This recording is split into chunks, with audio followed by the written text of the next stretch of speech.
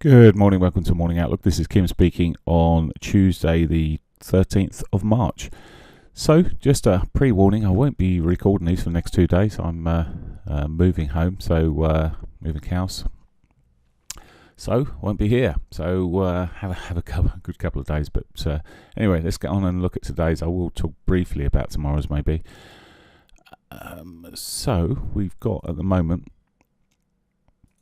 the euro dollar here. It's consolidated and it's consolidating. It will probably continue consolidating. We've got this CPI out today at 12:30, so it's at 12:30 today, not 1:30 as it normally is, and that's what the market's already looking for. Traces of inflation in the US. It could make a significant difference to the direction of the euro.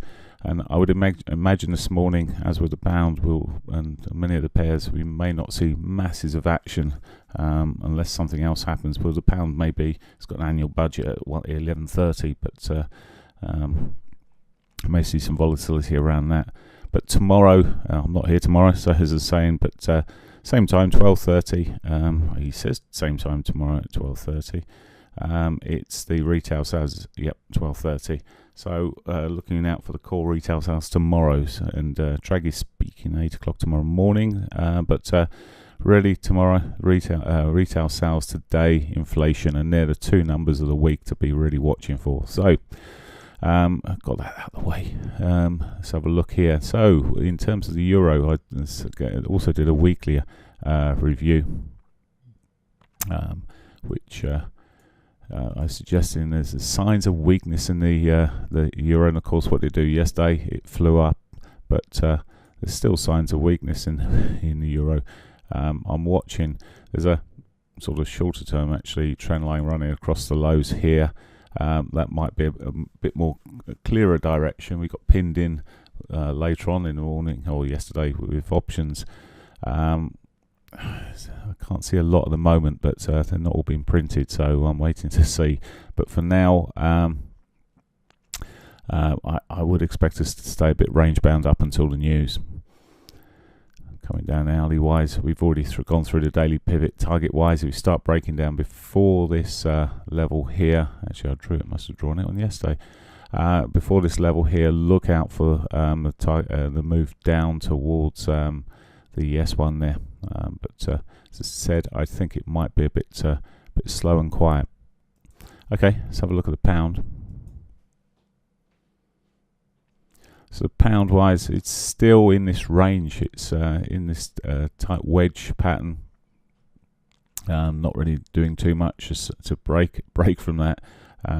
It's again consolidated. Budget out today, so I would expect probably a bit of volatility kicking around there, and of course the US data coming out as well at 12:30. So today and tomorrow.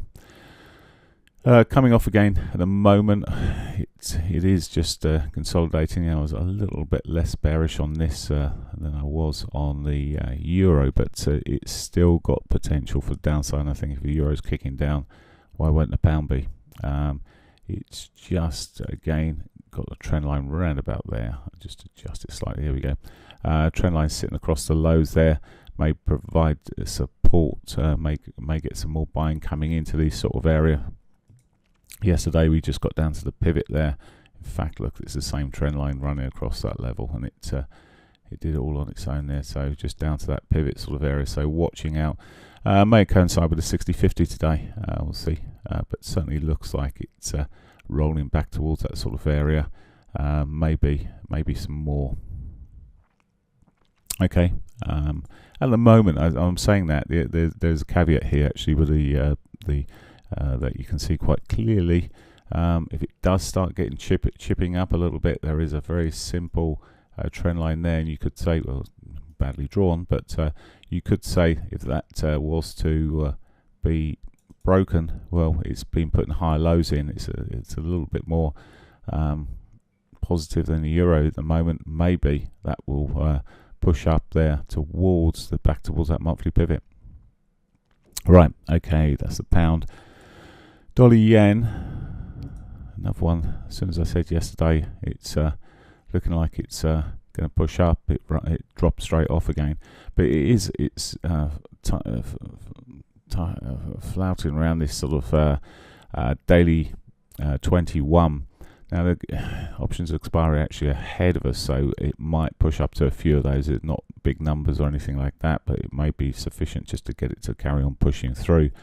But looking at later in the week, we've got sort of options expiry back at 106.50. Now it's a big number, so it may just draw it or keep it around this zone. So I'm wondering whether we'll see a lot of chop kicking around here. For today though, that 4 hourly 200 does look inviting.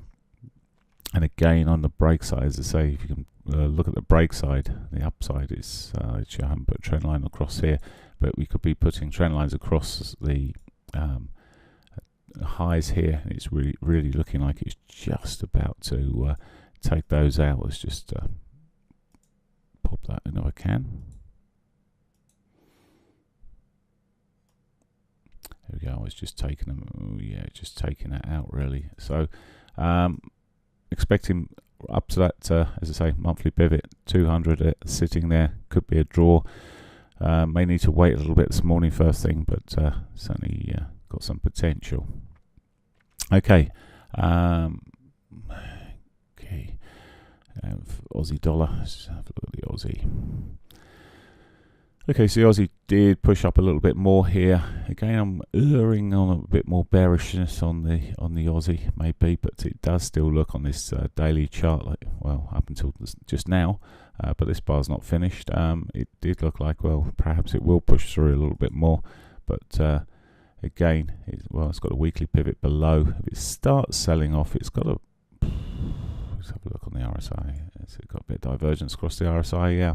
So it's got a bit of divergence across those highs on the RSI. Maybe it will start coming off a little bit there towards back towards, as I say, the weekly pivot eventually. Quite messy, quite consolidated. And again, the data coming out from the US will affect this Aussie dollar as we run through the day later. Okay, and finally the Canadian dollar.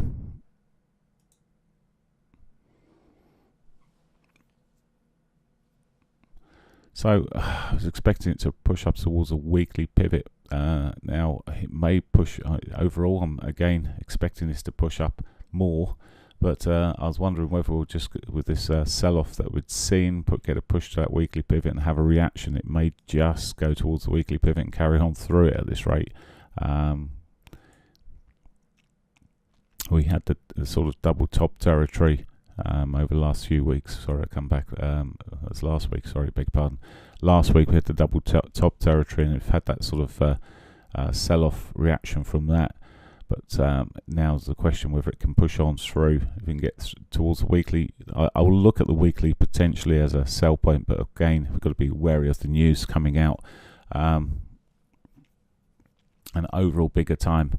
I'm looking for a reason to get long again, so I'll be on the longer side. Okay, that's pretty much it for me. As I said, I've given you the news, the key news that's out today. Have a great one. Bye for now.